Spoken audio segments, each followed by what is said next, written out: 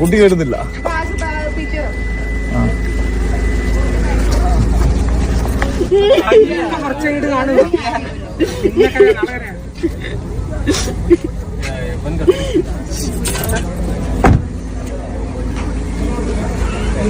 ഈ സീരിയൽ നടി വീണ നായരെ പലരും അറിയുന്നുണ്ടാകും. ഗൗരി ശങ്കരം എന്ന സീരിയലൊക്കെ അഭിനയിച്ചിട്ടുണ്ട് പുള്ളിക്കാരി. എന്തായാലും 2 ദിവസം മുന്നേ പുള്ളിക്കാരിയുടെ വിവാഹമായിരുന്നു. ഒരു നോർത്ത് ഇന്ത്യൻ മലയാളിയാണ് പുള്ളിക്കാരിയുടെ വരൻ എന്ന് പറയുന്നത്. എന്തായാലും അത്യാവശ്യം ആളുകളെല്ലാം വിളിച്ചു കൂട്ടി നടത്തിയ വിവാഹമായിരുന്നത്. ഈ വിവാഹത്തിന് ഓൺലൈൻ മീഡിയക്കാരുടെ ഒരു നിറ സാന്നിധ്യം തന്നെ ഉണ്ടായിരുന്നു. എന്തായാലും ഓൺലൈൻ മീഡിയക്കാർ പങ്കെടുത്ത സ്ഥിതിക്ക് എന്തെങ്കിലുമൊക്കെ കോൺട്രവേഴ്സി ഈ വിവാഹവുമായി ബന്ധപ്പെട്ടുണ്ടാകും അല്ലേ? അങ്ങനെയാണല്ലോ പതിവ്. ആ പതിവും ഇവിടെ ആവർത്തിക്കപ്പെട്ടു എന്നുള്ളതാണ്. ഇനി ഇവിടെ ഓൺലൈൻ മീഡിയക്കാരെ വിളിച്ചിട്ട് വന്നതാണോ അതോ വലിഞ്ഞു കയറി വന്നതാണോ എന്നൊന്നും അറിയില്ല കേട്ടോ. എന്തായാലും ഇവര് വീണ നായരുടെ കൂടെ തന്നെ ഉണ്ടായിരുന്നു. മേക്കപ്പ് റൂമിന് പുറത്ത് വരെ ഓൺലൈൻ മീഡിയക്കാരുണ്ടായിരുന്നു എന്നാണ് അറിയാൻ കഴിഞ്ഞത്. ആ രീതിയിൽ ഓൺലൈൻകാർ മെഴുകായിരുന്നു ആ കല്യാണത്തിന്. പക്ഷെ എന്തൊക്കെയായാലും വീണ നായരെ സംബന്ധിച്ചിടത്തോളം പുള്ളിക്കാരി കല്യാണത്തിന് സമയത്ത് ഭയങ്കര ഫ്രീ ആയിരുന്നു കേട്ടോ.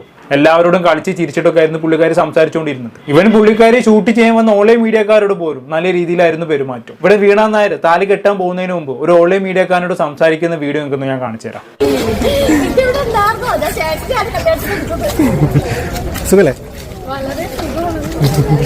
എന്റെ ഫോട്ടോഗ്രാഫേഴ്സ് അവിടെ ഉണ്ടാവും, ഫോട്ടോ എടുത്തോട്ടെ.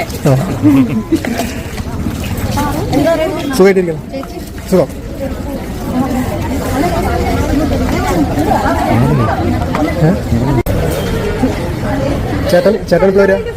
ചേട്ടൻ എപ്പോഴും വരാം? കൊണ്ടല്ലേ? പേരെന്താ? ബാഹുബലിയാ? ചോട്ട ബാഹുബലിയാ? അല്ല, വൈഷ്ണവ്.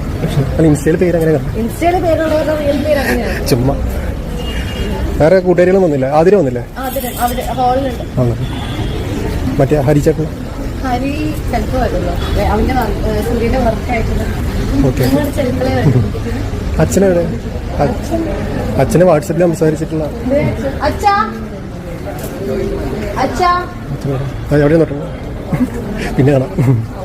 ഓക്കെ, അതാണ് നല്ല രീതിയിൽ തന്നെയാണ് പുള്ളിക്കാരെല്ലാവരും ട്രീറ്റ് ചെയ്യുന്നത് അല്ലേ? അതിവിടെ വീണ നായരുടെ സംസാരത്തിൽ നിന്ന് നമുക്ക് കൃത്യമായിട്ട് മനസ്സിലാക്കാൻ പറ്റും. അതുകൊണ്ടാണെന്ന് തോന്നുന്നു ഓൺലൈൻ മീഡിയക്കാരുടെ ഒരു മേര് തന്നെയായിരുന്നു ഈ കല്യാണത്തിന്റെ സമയത്ത്. ഇവരെ സംബന്ധിച്ചിടത്തോളം ഇവർക്ക് എന്തെങ്കിലും സ്വാതന്ത്ര്യം കൊടുത്തു കഴിഞ്ഞാണെങ്കിൽ ഒരുമാതിരി ഒട്ടകത്തിന് സ്ഥലം കൊടുത്ത മാതിരിയാണല്ലോ. വേണ്ടയിടത്തും വേണ്ടാത്തടത്തും ഒക്കെ ചെന്ന് ഇവർ ഫുട്ടേജ് എടുക്കും. അതുകൊണ്ടൊക്കെ തന്നെയാണല്ലോ പല സെലിബ്രിറ്റീസും ഇവരെ കല്യാണത്തിന് വിലക്കുന്നത്. വന്ന് മര്യാദയ്ക്ക് എടുത്തു പോകാണെങ്കിൽ പിന്നെയും കുഴപ്പമില്ല. പക്ഷെ ഇതല്ലല്ലോ. ഈ കല്യാണവുമായി ബന്ധപ്പെട്ട് എന്തെങ്കിലും കോൺട്രവേഴ്സി ഉണ്ടാക്കാൻ പറ്റുമോ എന്ന് ആലോചിച്ചുകൊണ്ടാണ് ഇവർ കല്യാണത്തിന് ഫോട്ടേജ് എടുക്കാൻ വരുന്നത് തന്നെ. ഇത് നമ്മൾ മുമ്പും ഒരുപാട് തവണ കണ്ടതാണ് അല്ലേ? എന്തായാലും ഞാൻ നേരത്തെ പറഞ്ഞ പോലെ എല്ലാറ്റിനും മുമ്പന്തിയിൽ ഈ ഓൺലൈൻ മീഡിയക്കാരുണ്ടായിരുന്നു കേട്ടോ. ഇവൻ താലി കെട്ടുന്നതിന്റെ സമയത്ത് പോലും ഇവർ മുമ്പന്തിയിലുണ്ടായിരുന്നു. നമ്മൾ എന്തായാലും താലി കെട്ടുന്ന സമയത്തുള്ള വീഡിയോ ഒന്ന് കണ്ടോക്കാം.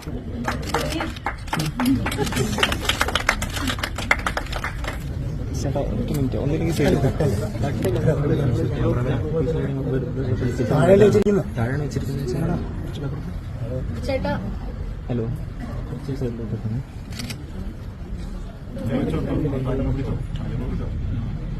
उल्टा मत करना, सीधा इधर हाथ रखना, उल्टा पकड़ा है, इधर पिടിച്ചിങ്ങനെ ഓക്കെ, പുള്ളിക്കാര് ഭയങ്കര ഫ്രീ ആയിട്ടും കൂളായിട്ടും ഒക്കെ തന്നെയാണ് താലി കെട്ടുന്ന സമയത്തും ഉള്ളത് അല്ലേ? പുള്ളിക്കാര് തന്നെ മീഡിയക്കാരോടൊക്കെ മാറി നിൽക്കാൻ പറയുന്നുണ്ട്. അതുപോലെ തന്നെ ചെക്കനെ താലി പിടിക്കാൻ പഠിപ്പിക്കുന്നുണ്ട്. എല്ലാം ഏറ്റെടുത്ത് ചെയ്യുന്നുണ്ട് അല്ലേ? ഈ ഒരു സമയത്ത് ഇങ്ങനെ ഒരു മൈൻഡ് സെറ്റിൽ നിൽക്കാൻ പറ്റാന്ന് പറഞ്ഞാൽ സമ്മതിക്കണം കേട്ടോ. എനിക്കൊന്നും പറ്റില്ല. എന്തായാലും എങ്ങനെയും ഈ പരിപാടിയും കഴിഞ്ഞ് വീട്ടിൽ പോകാനേ നമ്മളൊക്കെ ചിന്തിക്കത്തുള്ളൂ. ഈ സമയത്ത് ഇങ്ങനെ യാതൊരു കൂസലില്ലാണ്ട് നിൽക്കാൻ പറ്റാന്ന് പറഞ്ഞാൽ അത് വല്ലാത്തൊരു കഴിവ് തന്നെയാണ്. എന്തൊക്കെയായാലും പുള്ളിക്കാരുടെ ഈ താലി കെട്ടുന്ന സമയത്തുള്ള അപ്രോച്ച് പലർക്കും ഇഷ്ടപ്പെട്ടില്ല കേട്ടോ. പ്രത്യേകിച്ച് നമ്മൾ മലയാളികളിൽ പലരും. ഈ താലി കെട്ടുന്ന വീഡിയോന്റെ കമന്റ് ബോക്സിലാണെങ്കിൽ പൂര തെറിവിടെയാണ്. 2-3 കമന്റ്സ് ഞാൻ വായിച്ചുതരാം. നല്ല അഹങ്കാരമുള്ള കുട്ടി, ഇവൾ ഓവറാണ്. എന്ത് കണ്ടിട്ടാണ് ഈ അഹങ്കാരമാണോ ഓവറാണെന്നൊക്കെ പറയുന്നത്? എനിക്ക് മനസ്സിലാക്കുന്നില്ല. താലി കെട്ടുന്ന സമയത്ത് ഒരു പെണ്ണ് കൂളായി നിൽക്കുമ്പോഴേക്കും അവൾ അഹങ്കാരിയായിട്ട് മാറും. അല്ല, അറിയാത്തോണ്ട് ചോദിക്കാം. ഇവരൊക്കെ വിചാരം എന്താണെന്ന് അറിയോ? ഈ താലിക്ക് കെട്ടുന്ന സമയത്ത് പെണ്ണ് ഭയങ്കര കൊലീനായിട്ട് തല താഴ്ത്തിട്ടൊക്കെ നിൽക്കണം. അതിനപ്പുറത്തേക്ക് മാറിക്കഴിഞ്ഞാണെങ്കിൽ അവൾ അഹങ്കാരിയായിട്ട് മാറി. ഇപ്പോഴും ഇങ്ങനെയൊക്കെ ചിന്തിക്കുന്ന ആൾക്കാരുണ്ടല്ലോ എന്ന് ആലോചിക്കുമ്പോഴാണ് കഷ്ടം. അല്ലാണ്ട് എന്ത് പറയാനാണ്? ഇനി അടുത്ത അമ്മ വായിച്ചു നോക്കാം. 2 വട്ടം നിലത്തി വീഴാൻ പോയ താലി ഇനി അത് ഡിവേഴ്സിലെത്തും. അത് പുതിയൊരു അറിവാണല്ലോ. താലി 2 വട്ടം നിലത്ത് വീണാൽ ഡിവേഴ്സിലെത്തും എന്നൊക്കെ സംഭവം. ഈ കമന്റ് ഇട്ട് അവിടെ നല്ലോണം ആഗ്രഹിക്കുന്നുണ്ട് ഡിവേഴ്സ് ആവാൻ. അപ്പൊ ഈ കമന്റോളിന്റെ ഒരു കൺസേൺ പറഞ്ഞതേ ഉള്ളൂ. ഇതിന് ചുട്ട മറുപടി ആയിട്ട് വേറെ ഒരാൾ റിപ്ലൈ കൊടുക്കുന്നുണ്ട്. അത് വായിച്ചുതരാം. അങ്ങനെ ഉണ്ടോ? താലി നിലത്ത് വേണം, ഞങ്ങൾ ഡിവേഴ്സ് ആയില്ലല്ലോ. അത്രേ ഉള്ളൂ. വെറുതെ ചുമ്മാ എന്തെങ്കിലുമൊക്കെ പറയണ്ട. അതുകൊണ്ട് ഇങ്ങനെ പറയന്നെ. ഇനി അടുത്ത കമന്റ് ആണ്.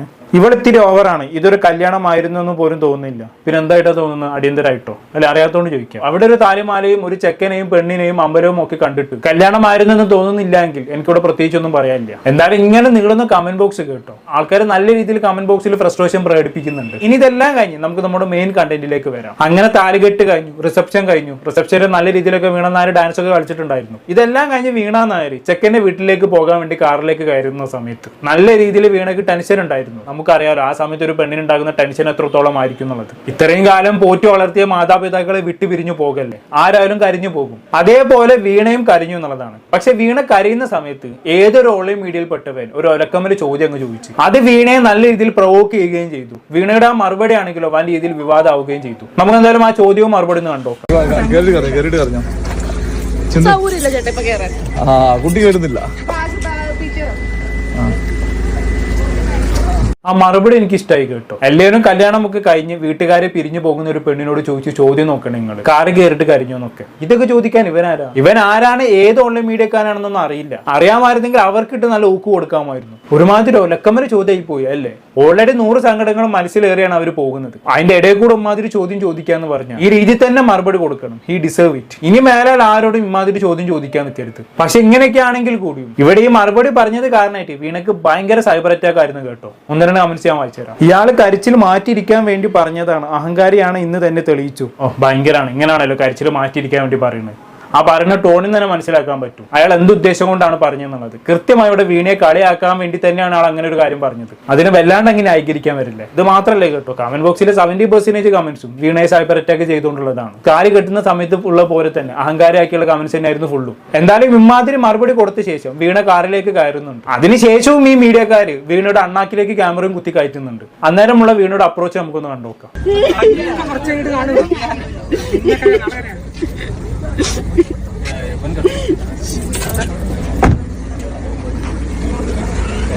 പാവമില്ല, ഒരുപാട് സങ്കടം ഉണ്ട് മനസ്സിൽ. എന്തായാലും ആ കാർ അടിച്ചത് എന്ത് അർത്ഥത്തിലാണെന്ന് മനസ്സിലായല്ലോ. അണ്ണാക്കിലേക്ക് ക്യാമറയും കുത്തി കയറ്റാൻ വന്ന ഓൺലൈൻ മീഡിയക്കാരുടെ മുഖത്തിനിട്ട് അടിച്ചതാണ് ഈ കാർ അടിച്ചത്. അതെന്തായാലും നന്നായി. പക്ഷെ അവിടെയും കുറ്റം മുഴുവനും വീണക്ക് തന്നെയാണ് കേട്ടോ. ഇങ്ങനെ ചെയ്തതിനും വീണയെ കുറ്റപ്പെടുത്തിക്കൊണ്ടുള്ള കമന്റ്സുകളാണ് വീണ്ടും വന്നിട്ടുള്ളത്. കുറച്ച് ഞാൻ വായിച്ചുതരാം. എന്തിനാണ് ഇത്ര സങ്കടപ്പെട്ട് കല്യാണം കഴിക്കുന്നത്? വണ്ടിയുടെ ഡോർ പൊളിയും. ദിക്കാനും ഇവൾക്കൊക്കെ ഷോ കിടന്ന് തുള്ളിയപ്പോ ഈ മോങ്ങനൊന്നും കണ്ടില്ലല്ലോ. അപ്പൊ വീട്ടുകാർ ഓർത്തില്ല അവളുടെ ഒരു ഷോ. ഈ ഷോ കിടന്ന് തുള്ളിയപ്പോ എന്ന് പറഞ്ഞ എന്താന്നുള്ള മനസ്സിലായല്ലോ. അതായത് വീണനായർ കല്യാണത്തിന്റെ സമയത്ത് ഡാൻസ് ഒക്കെ കളിച്ചിട്ടുണ്ടായിരുന്നു. ഡാൻസ് കളിച്ചപ്പോ ഇതൊന്നും ഓർത്തില്ലല്ലോ, ഇപ്പൊ എന്താ വീട്ടുകാരെ ഓർത്ത് കരുന്നൊക്കെ പറഞ്ഞിട്ടുള്ള കമന്റ്സ് ആണ് ഇതൊക്കെ. ഇപ്പൊ വന്ന് വീണ എന്ത് ചെയ്താലും കുറ്റാണല്ലോ. ഇപ്പൊ തുടക്കത്തിൽ ഭയങ്കര കൂളായി നിന്നപ്പോ അതായി കുറ്റം, ഇപ്പൊ അവസാനം വന്ന് കരിഞ്ഞപ്പോ അതായി കുറ്റം. എന്ത് ചെയ്താലും കുറ്റം. വല്ലാത്തൊരു ആൾക്കാർ തന്നെ കേട്ടോ. എന്തായാലും ഇത് പകർത്തി ഓൺലൈൻ മീഡിയക്കാർക്ക് സന്തോഷമായല്ലോ. ഒരു കല്യാണത്തിന് വന്ന് ഒരു പെണ്ണിനെ കൊണ്ട് പ്രവോക്ക് ചെയ്യിപ്പിച്ച് അവൾ ആ രീതിയിലുള്ള മറുപടിയും പറയിപ്പിച്ച് ആ രീതിയിൽ വിവാദമാക്കി മാറ്റി കണ്ടന്റ് ഉണ്ടാക്കിയപ്പോ സന്തോഷമായി കാണും. ഇതുകൊണ്ടൊക്കെ തന്നെയാണ് ഇവന്മാരെ കല്യാണത്തിന് അടുപ്പിക്കരുതെന്ന് പറയുന്നത്. ഏതൊക്കെ സെലിബ്രിറ്റീസിന്റെ കല്യാണത്തിന് ഇവന്മാരെ അടുപ്പിച്ചിട്ടുണ്ടോ അപ്പോഴൊക്കെ ഇവന്മാർ വിവാദങ്ങൾ ഉണ്ടാക്കിയിട്ടുമുണ്ട് അല്ലെ. ഈ കല്യാണം നടത്തുന്ന സെലിബ്രിറ്റീസിനോടും എനിക്ക് പറയാനുള്ളതൊക്കെ തന്നെയാണ്. ഒരു കാരണവശാലും ഇവന്മാർക്ക് അമിത സ്വാതന്ത്ര്യം കൊടുക്കരുത്. കൊടുത്തു കഴിഞ്ഞ ഇവന്മാർ തലേ കയറി നിരങ്ങും. ഇതേപോലെ എന്തെങ്കിലുമൊക്കെ കുത്തിത്തിരിപ്പ് ചോദ്യങ്ങൾ ചോദിച്ച് വിവാദങ്ങൾ ഉണ്ടാക്കുകയും ചെയ്യും. ഇവന്മാർക്ക് വേണ്ടത് കണ്ടന്റാണ്. അതിന് ഇവന്മാർ എന്ത് പണിയും ചെയ്യും. അവസാനം സൈബർ അറ്റാക്ക് മുഴുവനും ഇവരെ കല്യാണത്തിന് അടുപ്പിച്ച് നമ്മൾ വാങ്ങേണ്ടിയും വരും. കൂടുതലായിട്ടൊന്നും ഞാൻ ഇവിടെ പറയുന്നില്ല. എന്താണെന്ന് കേട്ട് നിങ്ങൾക്ക് തോന്നുന്നത് താഴെ കമന്റ് ബോക്സിൽ രേഖപ്പെടുത്തുമല്ലോ. പുറത്തൊരു ടോപ്പിക്ക് വീണ്ടും കാണാം.